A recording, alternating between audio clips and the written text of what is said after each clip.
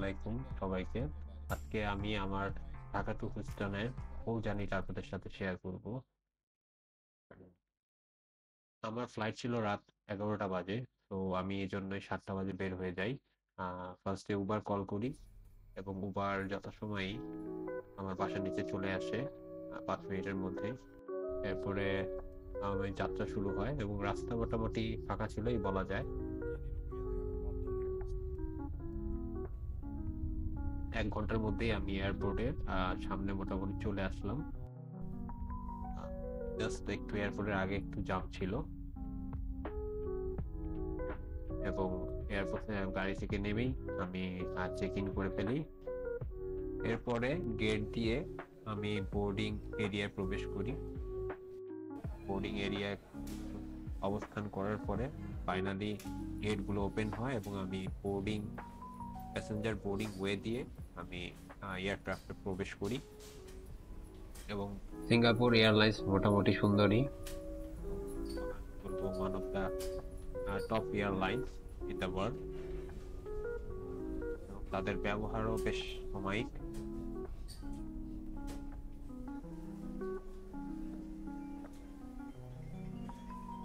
প্লেনে প্রবেশের সময় সবাইকে একটা করে হেডফোন তারা দিয়ে থাকে, যাতে তাদের যে ডিসপ্লে আছে ডিসপ্লেতে যে মুভি বা কোনো গান কোনো কিছু শুনতে চাইলে যাতে আমরা হেডফোনের দ্বারা শুনতে পারি।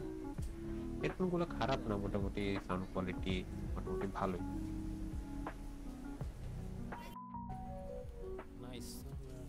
তো এটা হচ্ছে বিজনেস ক্লাস পার করে আমি আমার ইকোনমিক ক্লাসের সিটে বসলাম।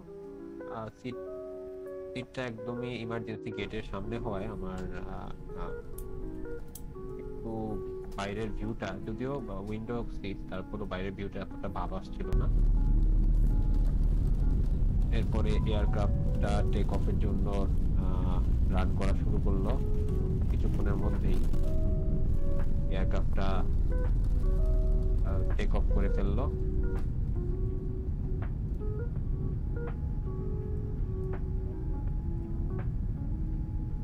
প্লেন যখন আসলে টেক অফ করে, এরপরে যে প্লেন থেকে যে সারফেসের যে দৃশ্যটা, গ্রাউন্ড সারফেসের একদম চমৎকার দেখা যায়।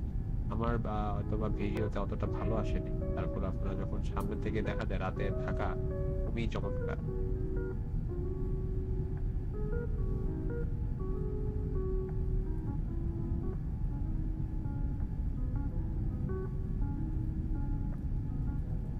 তো যেহেতু আমার সিটটা ইমার্জেন্সি গেটের সামনে হয়, আমার সামনে যে টিভিটা সেটা কাইন্ড অফ সাইডে রোটেট করা ছিল, লাইক এটা সিটের বাম সাইড থেকে বের করা লাগে। তো মোটামুটি এখানে বিভিন্ন মুভি আছে, ইংলিশ, বলিউড এবং সাথে মিউজিকও আছে। আর আপনাদের একটা ফ্লাইট ইনফরমেশনের জন্য একটা অপশন আছে, যেখানে আপনারা ফ্লাইটটা মানে প্লেনটা কতটুকু স্পিডে যাচ্ছে, কতটুকু অ্যালটিটিউড মানে কতটুকু উপরে, ভূপৃষ্ঠ থেকে কতটুকু উপরে আছে, কতটুকু দূরত্ব অতিক্রম করলো এবং কতটুকু দূরত্ব বাকি, বা পৃথিবীর অন্যান্য স্থিতি থেকে এটা কতটুকু দূরত্বে আছে, এবং ওভারঅল এয়ার স্পিডটা কিরকম, বাইরের টেম্পারেচারটা কিরকম, সবকিছু এ টু জেড এখানে শো করে। তো এটা একটা আমার কাছে খুবই ভালো লাগতেছিল, যে আমি যেহেতু সব জিনিসগুলো চেক করতেছিলাম, সব প্যারামিটার গুলো জানতেছিলাম। তো আমার কাছে সফটওয়্যারটা ভালোই লেগেছে।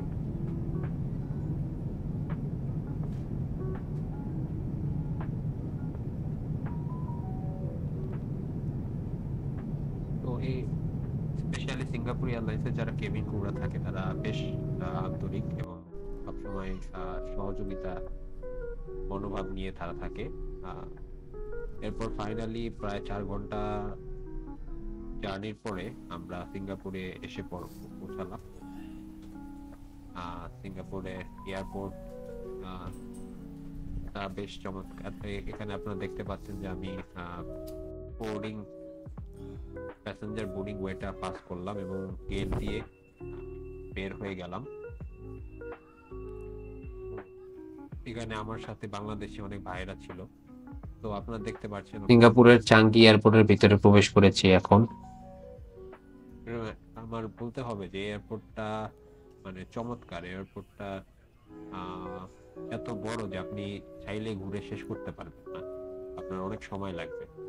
আমার এখানে মোটামুটি 20-21 ঘন্টার একটা ট্রানজিট ছিল, যার দরুন আমি বিভিন্ন জায়গা এক্সপ্লোর করতে পারছি এয়ারপোর্টে। এবং আপনারা দেখতে পাচ্ছেন যে কত চমৎকার দেখাচ্ছে এয়ারপোর্টটা, কত আলোকিত। হ্যাঁ, এখন আপনারা দেখতে পাচ্ছেন ওয়ার্ল্ড রিনাউন্ড পাচা কফি। এখানে আপনারা 100% অ্যারাবিক কফি বিনস গুলো পাবেন, যা স্বাদে অনন্য। এবং এই শপটা পুরোটাই একদম কফির ঘ্রাণে একদম ভরে আছে। পুরো ঘ্রাণটা একদম সুবাসটা একদম সেই দারুণ লাগে। তো এখন আপনারা দেখতে পাচ্ছেন ওয়ার্ল্ড রিনাউন্ড লুই ভিটন। এটা একটা ফ্রেঞ্চ ফ্যাশন ওয়্যার হাউস, যেখানে আপনারা লেডিস ব্যাগস এন্ড আদার সব লেডিস আইটেম গুলো আপনারা এখানে পাবেন।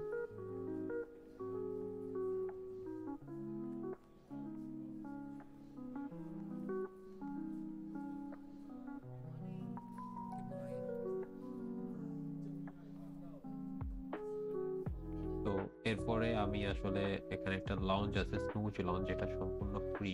এখানে আমি চলে গেলাম, যেহেতু আমার একটা লম্বা জার্নি ছিল, রেস্ট করার জন্য। এবং 3 ঘন্টা রেস্ট করে হালকা ন্যাপ নিয়ে আমি বের হয়ে গেলাম টার্মিনাল 2 এর উদ্দেশ্যে। আমি যে টার্মিনাল এখন আছি সেটা টার্মিনাল 3, এবং টার্মিনাল 3 থেকে টার্মিনাল 2 এ স্কাই ট্রেনের মাধ্যমে যেতে হয়। এবং আপনাদের বলে রাখি যে প্রতিটা টার্মিনালে একদম শুরুতে এবং শেষে 2 জায়গায় স্কাই ট্রেন পাবেন আপনারা। এবং শুরুর দিকে বলা হয় ট্রান্সফার এ এবং শেষেরটায় বলা হয় ট্রান্সফার বি। তো আমি এখন আছি ট্রান্সফার এ তে। এখান থেকে আমি টার্মিনাল 2 তে যাচ্ছি। এবং আমি স্কাই ট্রেনের স্টেশনের সামনে এসে আমি ওয়েট করছি কখন এটা আসবে। প্রতি 5-6 মিনিটের মধ্যেই একটা করে স্কাই ট্রেন আসে এবং আমাদের টার্মিনাল 2 তে নিয়ে যায়। তো টার্মিনাল 2 এর যাওয়ার উদ্দেশ্য হচ্ছে খাওয়া দাওয়া। টার্মিনাল 3 তে যেই রেস্টুরেন্ট গুলো আছে সবই চাইনিজ ম্যাক্সিমাম, যেখানে রামেন ছাড়া আপনি ভালো কিছু পাবেন না। এবং রামেনের মধ্যে ওরা পোর্ক দেয়, সেটা হারাম। তো টার্মিনাল 2 তে কিছু ইন্ডিয়ান রেস্টুরেন্ট আছে, যার জন্য আমার ইন্ডিয়ান রেস্টুরেন্টে যাওয়া। তো দেখতে পাচ্ছেন আমি স্কাই ট্রেনের ভিতরে প্রবেশ করলাম এবং স্কাই ট্রেনের দরজাগুলো লেগে যাচ্ছে। এবং স্কাই ট্রেনটা স্টার্ট হলো টার্মিনাল 2 এর উদ্দেশ্যে। তো যেহেতু আমি ট্রান্সফার এ দিয়ে স্কাই ট্রেনে উঠেছি, তো ট্রান্সফার এ দিয়ে সবকটা স্কাই ট্রেনই এয়ারপোর্টের বাইরে দিয়ে টার্মিনাল 2 তে যায়। এবং ট্রান্সফার বি হলে একমাত্র জুয়েলের ভিতর দিয়ে যায়, যেটা আপনারা সবসময় ইউটিউবে দেখে থাকেন যে ভিউটা। তো আমি যাচ্ছি স্কাই ট্রেন দিয়ে টার্মিনাল 3 থেকে আমরা বের হয়ে গেলাম এয়ারপোর্টের। এবং আপনারা দেখতে পাচ্ছেন যে আমরা রোড সাইড দিয়ে এয়ারপোর্টের বাইরে রোড গুলো দেখা যাচ্ছে, সুন্দর গাছপালা এখানে সব। এবং সিঙ্গাপুরের প্রতিটা মানে গাছপালা গুলো একবারে প্ল্যান করা, জাস্ট একটা গাছে একটা গাছের ডিস্টেন্সও ফিক্স, এবং প্রতিটা গাছ সুন্দরভাবে পর্যবেক্ষণ এবং পরিচর্যা করা হয়, যার জন্য দেখতে বেশ সুন্দর লাগে।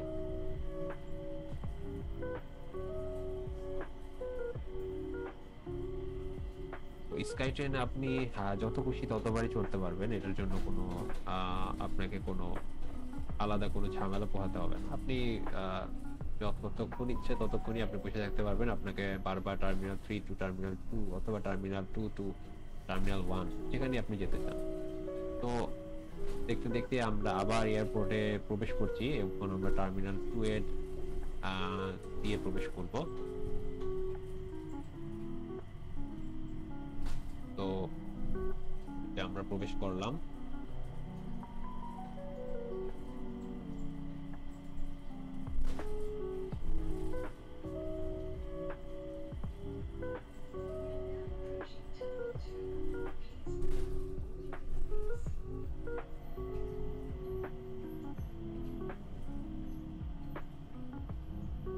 ফাইনালি আমরা পৌঁছালাম টার্মিনাল 2 এ।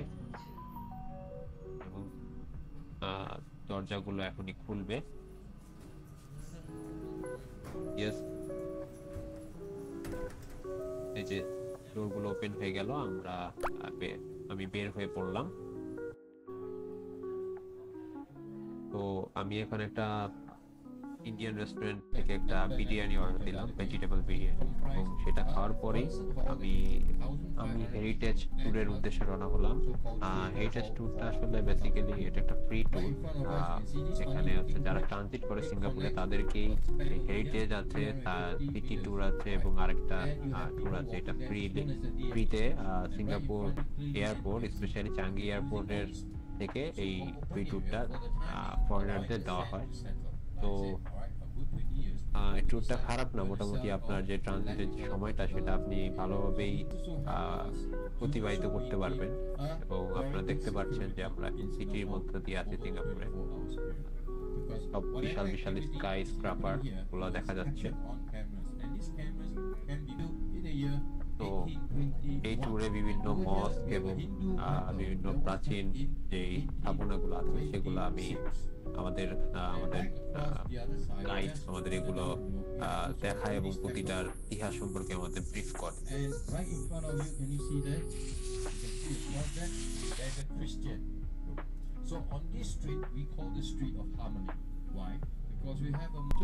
তো ফাইনালি প্রতিটা স্পট দেখার পরে আমি আবার এয়ারপোর্টে প্রবেশ করলাম, এবং এবার আমি জুয়েলে প্রবেশ করলাম ডিরেক্ট। আপনারা দেখতে পাচ্ছেন যে বিখ্যাত জুয়েল, এখানে যে ঝর্ণাটা সেটা খুবই সুন্দর লাগে, আর যখন মাঝখান দিয়ে এয়ার ট্রেনগুলো যায় তখন আরো বেশি ভিউটা খুব সুন্দর লাগে। এবং জুয়েলে যেতে হলে আপনাদের যেহেতু ইমিগ্রেশন পার করতে হবে, সেহেতু আমি ট্যুরের পরেই আমার যেতে হয়েছিল, এবং ট্যুরের আগে যদি আমি যেতাম সেক্ষেত্রে আমি ট্যুরটা দিতে পারতাম না। তো এটা হচ্ছে আপনার ইমিগ্রেশন থেকে বের হয়ে আপনার হচ্ছে জুয়েলটা ভিজিট করে আবার আপনার ইমিগ্রেশন হয়ে আপনার হচ্ছে চাঙ্গি এয়ারপোর্টের ভিতরে আবার ঢুকতে হবে। জুয়েলটা বলতে গেলে অসম্ভব সুন্দর একটা জায়গা, খুবই ভালো লাগে, এবং একটা লো ভলিউম একটা মিউজিক এখানে ছাড়া থাকে সবসময়। এটা খুবই এনভায়রনমেন্ট সাপেক্ষে খুবই ম্যাচ করে, আসলে খুবই ভালো লাগে। তো এরপরে জুয়েলটা দেখা শেষ করার পরে আমি আবার হচ্ছে খাওয়া দাওয়া শেষে আমার যেহেতু রাত 11টার দিকে ফ্লাইট ছিল ঢাকা টু ম্যানচেস্টার, সেখানে হচ্ছে 1 ঘন্টার টেকনিক্যাল স্টপেজ। আপনি ঢাকা টু হুস্টনে যেতে হলে আপনার ঢাকা টু সিঙ্গাপুর হয়ে এরপর হচ্ছে ঢাকা টু ম্যানচেস্টার হয়ে দেন হুস্টনে যেতে হয়। ম্যানচেস্টারে কিছু যাত্রী নামে এবং কিছু যাত্রী উঠে। তো আমি বোর্ডিং প্যাসেঞ্জার বোর্ডিং ওয়ে দিয়ে আমি আবার হচ্ছে এগুচ্ছি এয়ারক্রাফটের দিকে বা এরোপ্লেনের দিকে। তো আমি জাস্ট গেটটা অতিক্রম করে সামনে এগুচ্ছি।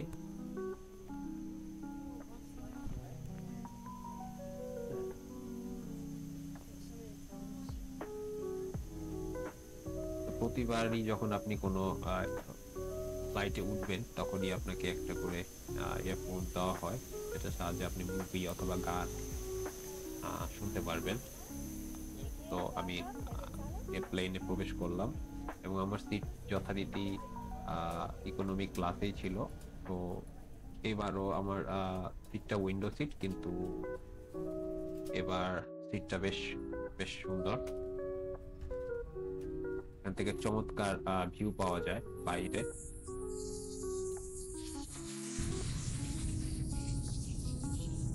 তো টেক অফ করলো এবং আপনারা দেখতে পাচ্ছেন সিঙ্গাপুরের পুরো সিটিটা দেখা যাচ্ছে থেকে। সিঙ্গাপুর থেকে ম্যানচেস্টার প্রায় 14 ঘন্টার জার্নি। পরের দিন, এটা হচ্ছে পরের দিনের সকালের দৃশ্য। এই যে আমরা হচ্ছে ম্যানচেস্টার দিকে প্রবেশ করলাম, এবং সে সময় তার একদিন আগেই মেবি স্নোফল হয়েছিল সেখানে। তো পুরা এলাকাটা, পুরা এরিয়াটা একদম স্নোতে ঢেকে আছে। তো প্রায় 14 ঘন্টা জার্নি করার পরে আমি ম্যানচেস্টারে প্রবেশ করলাম। এটা বিশাল একটা জার্নি ছিল আমার জন্য, এবং প্রতি 3 ঘন্টা অন্তর অন্তরেই ওরা কোনো না কোনো মিল দেয়, লাইক লাঞ্চ রাতের বেলা লাঞ্চ, সকালে ব্রেকফাস্ট এর মাঝখানেও মিল মিল দেওয়া হয়। তো আপনাদের যদি কারো কোনো পার্টিকুলার মিলে প্রবলেম থাকতেই পারে। এখানে অনেকের গ্লুটেন বা ডেইরিতে প্রবলেম থাকলে আপনারা আ আপনাদের জার্নির পূর্বে ১ দিন পূর্বে or ২ দিন পূর্বে আপনারা মিল সিলেক্ট করতে পারেন। সেটার অপশন থাকে সিঙ্গাপুরিয়ান।